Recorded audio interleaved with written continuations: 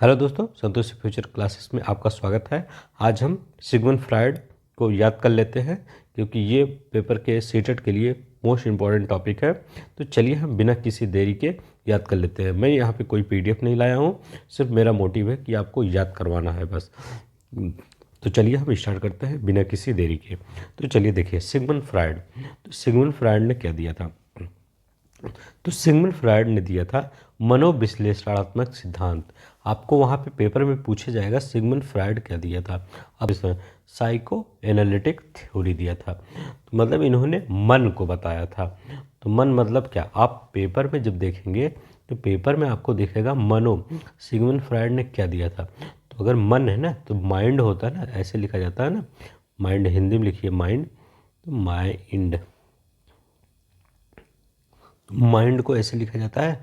तो माइंड को मंड, ये देखिए सिगमंड, तो आपको इसलिए मन, तो ऐसे आप वहाँ पे रिलेट करिएगा।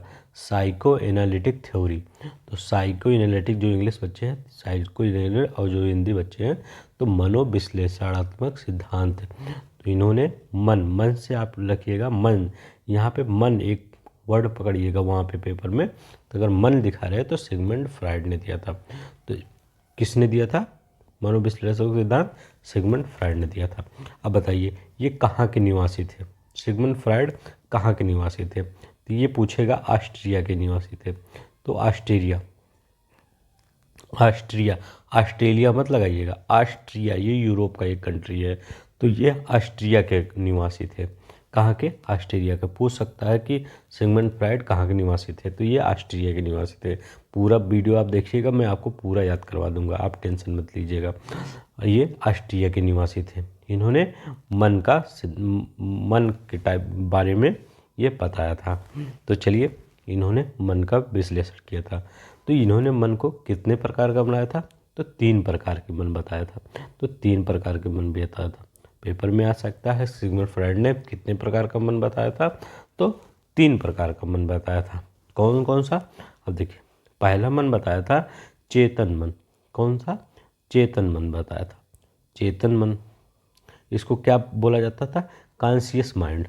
क्या? Conscious mind, conscious mind, conscious mind बोला जाता था। तो ये क्या होता था? कॉन्शियस माइंड क्या होता था? अब देखिए, मैं जल्दी जल्दी आपको बता रहा था। यह मन प्रेजेंट के विचारों का, अभी जैसे मैं पढ़ा रहा हूँ आपको, यहाँ पे क्या पढ़ा? सिगमंड फ्रायड का मनोविश्लेषणात्मक सिद्धांत पढ़ा रहा हूँ। तो आपका प्रेजेंट माइंड से, प्रेजेंट विचार जो चल रहा है मन में, उससे रिलेट करेगा। तो इसका मतलब क्या है? ये प्रेजेंट विचारों को, प्रेजेंट विचारों को रिलेट करता है। तो कौन सा? प्रेजेंट विचारों को रिलेट करता है। तो ये चेतन मन होता है, ये कॉन्शियस माइंड होता है, ये प्रेजेंट विचारों को रिलेट करता है। दूसरा इन्होंने बताया था अर्धचेतन। क्या बताया था? अर्धचेतन या अनकॉन्शियस, ये सब कॉन्शियस को बोला जाता है, सब कॉन्शियस माइंड, ये सब कॉन्शियस माइंड इसको बोला जाता है। अर्धचेतन मन, तो अर्धचेतन मन क्या है? हमें तुरंत ज्ञान नहीं देते।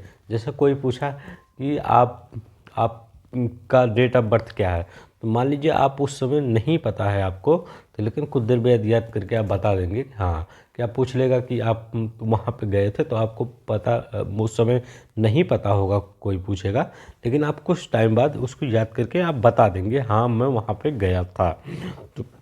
तो ये क्या होगा? उसमें तुरंत ज्ञान नहीं होता। तो वहाँ पे तुरंत ज्ञान नहीं होता, तुरंत आपको ज्ञान नहीं होता। लेकिन कुछ टाइम बाद क्या, कुछ टाइम बाद क्या होता है? आपके पास पता चल जाता है कि वो विचार आपके मन में आ जाता है। तो ये होता है अर्धचेतन, सबकॉन्शियस माइंड। चेतन मन आप तुरंत रिलेट कर लेते हैं, हाँ यार। अर्धचेतन मन, सबकॉन्शियस माइंड में तुरंत ज्ञान नहीं आता, कुछ टाइम बाद आ जाता है। लेकिन अब एक तीसरा क्या विचार दिया था? अचेतन, अचेतन दिया था।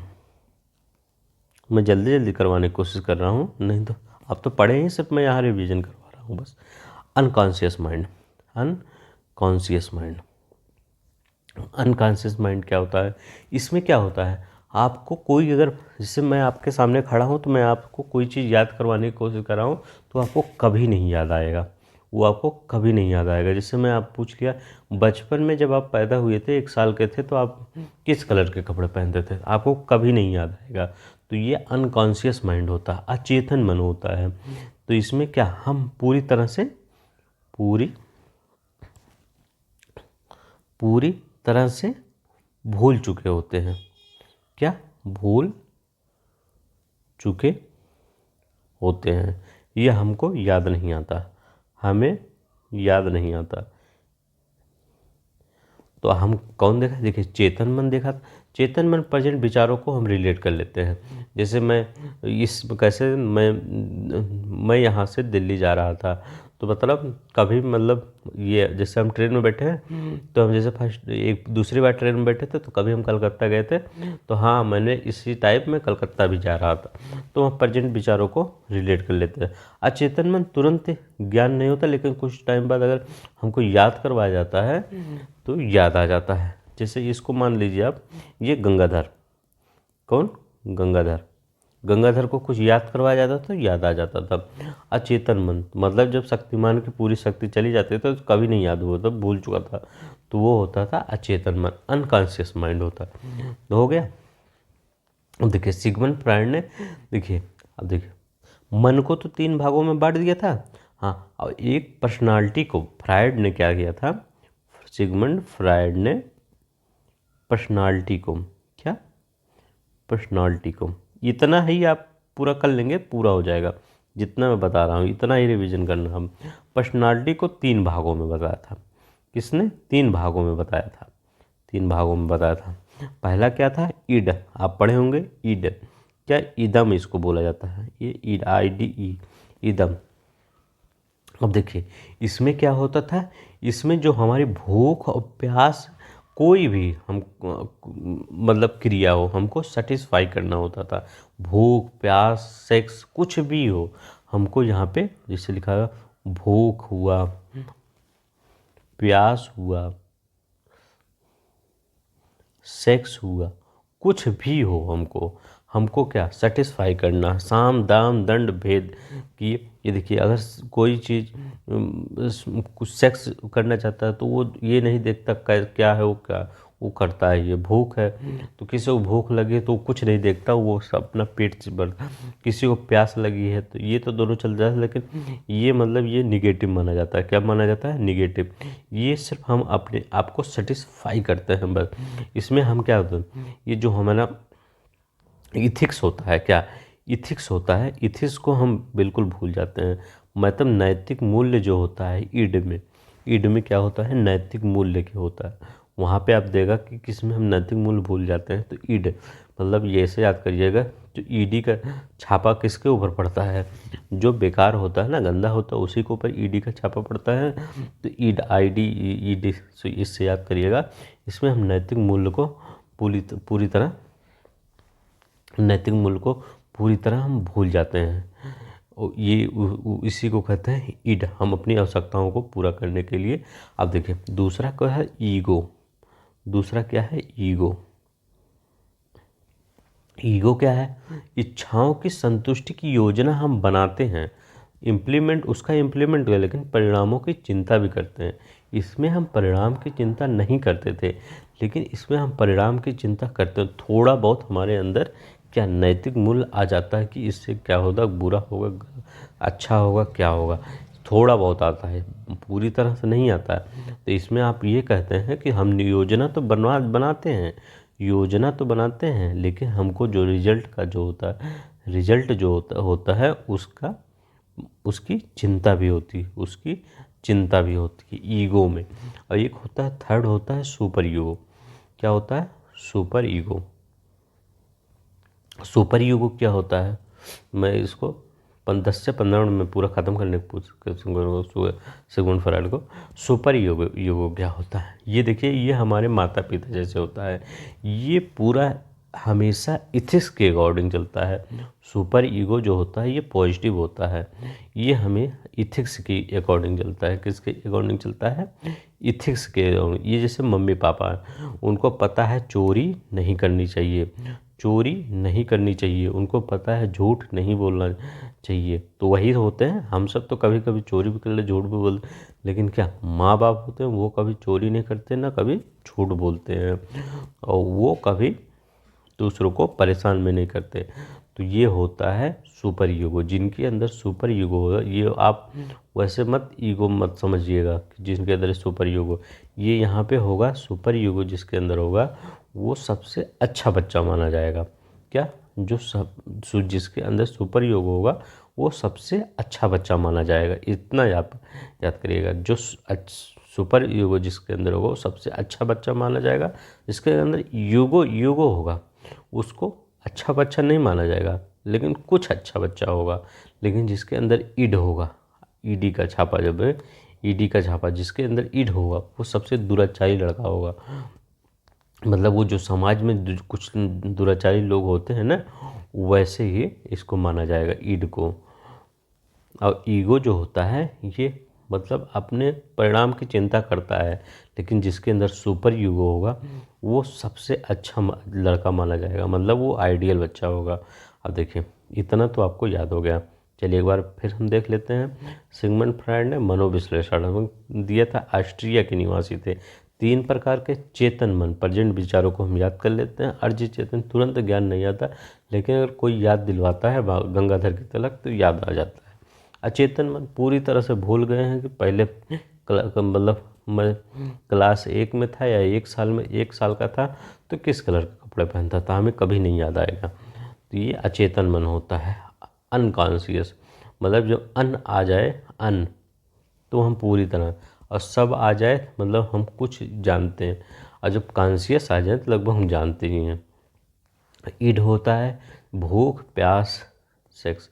इसके लिए हम नैतिक मूल्य भी नहीं देखते, इसको पाने के लिए हम किसी भी हद तक जा सकते हैं। तो मतलब ये समाज के जो गंदे लोग होते हैं उनके अंदर होता है, ईड होता है।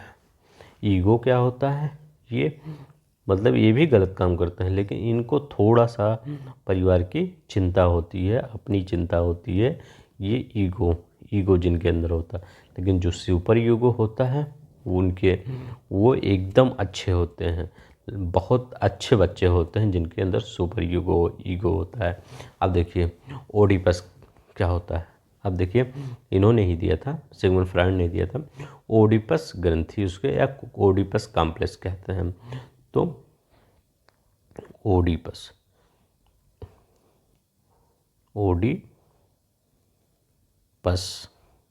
इसको कॉम्प्लेक्स बोला जाता है।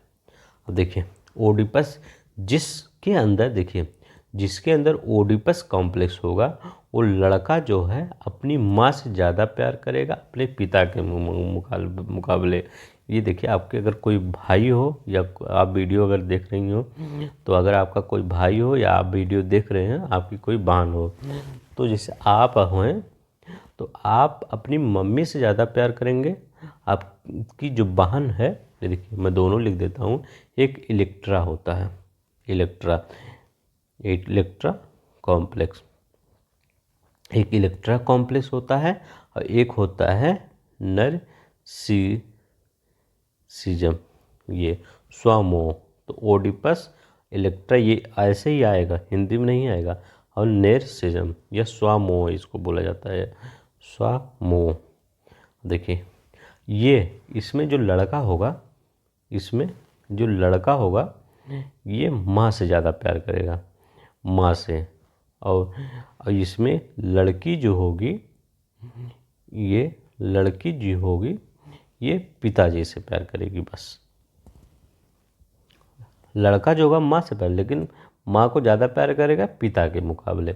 ऐसा ही होता है भारतीय समाज में, ऐसा ही होता है, लड़का माँ को प्यार करता है, लड़की पिताजी को प्यार करती है। तो ऐसा नहीं बोला जाता पापा की परी। तो इलेक्ट्रा, जिनके अंदर इलेक्ट्रा होता है वो पापा की परी होती हैं। तो इलेक्ट्रा आपको याद करिए, इलेक्ट्रा जब इलेक्ट्रा होगा तो आप पापा की परी कहलाएंगी, अब ओडिपस होगा तो लड़का मम्मी का मगरमच्छ कहलाएगा। तो ऐसे याद करिएगा। नरसिंह जिनको खुद से प्यार होता है, ये कहीं नहीं जाते हैं, इनको खुद से प्यार होता है, तो नरसिंह ऐसे ही वर्ड दे देगा आपको, कहेगा मतलब वहाँ पूछेगा कि नरसिम्ह किसे बोला जाता है, जिनको खुद से प्यार होता है, खुद से प्यार होता है बस। तो ओडिपस किसे कहते हैं, लड़का माँ को ज़्यादा प्यार करता है, मगरमच्छ पिता को प्यार करता है लेकिन कम करता है। इलेक्ट्रा लड़की पिताजी को ज़्यादा प्यार करती है, मतलब ये लड़की क्या है, ये पापा की परी है। और जो नरसिम्हा जो खुद से प्यार करते हैं। सुपर ईगो अच्छे बच्चे, ईगो थोड़ा सा अच्छा, ईड समाज के सबसे बेकार लड़के, और अचेतन अनकॉन्शियस माइंड जो पूरी तरह से भूल चुका है, अर्धचेतन सबकॉन्शियस माइंड, सब मतलब लिखा है ना, तुरंत नहीं आता लेकिन आ जाता है कुछ समय बाद। और देखिए चेतन मन कॉन्शियस माइंड क्या होता है, प्रेजेंट विचारों से रिलेट करता है। और देखिए ऑस्ट्रिया, यहाँ पे सिगमंड फ्राइड ऑस्ट्रिया के थे। सिगमंड फ्राइड ने क्या दिया था, मनोविश्लेषण और सिद्धांत। तो चलिए, अगर आपको इतना पूरा याद आ गया होगा, ज़्यादा वीडियो लंबा हो जाएगा तो रिवीजन कराने का कोई फ़ायदा नहीं। तो आज इतना ही, नमस्कार। कल मिलते हैं। जिन्होंने चैनल को सब्सक्राइब नहीं किया, लाइक नहीं किया है, तो प्लीज़ सब्सक्राइब लाइक कर दें। धन्यवाद।